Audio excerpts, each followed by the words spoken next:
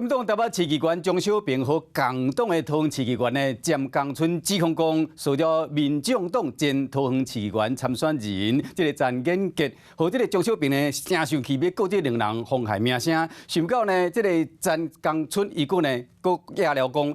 张小平选举时捌邀请各路金主到饭店参加伊募款的餐会，验过政治现金的新妇拢无写到。至于讲张小平是独立金主，针对这点，张小平讲若有证据就去告。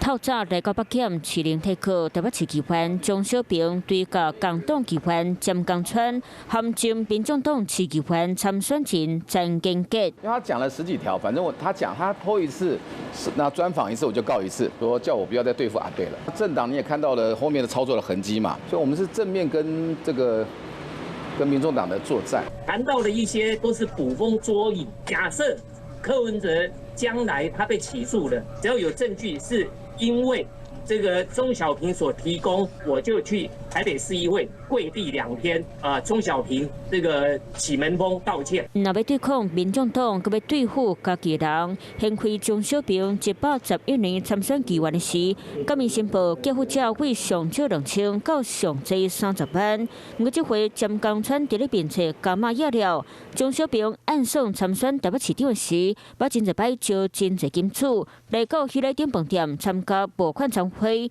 不过开道进前，说法每一个人一张捐款单，上计金额都爱2万。现场所有的人都觉得说是被钟小平给骗过去的，然后这个是不乐之捐。他当时给的这个单据，监察院这个政治现金单据，这个收据。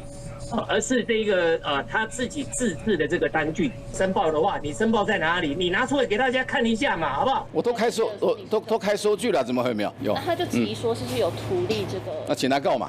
会经发生案，搁一摆吵闹政治现金，那样党内小道是愈打愈激烈。 Hello， 我是张新文。想要抢先掌握最及时的新闻资讯吗？赶快订阅、按赞、开启小铃铛，锁定华视新闻 YouTube 频道。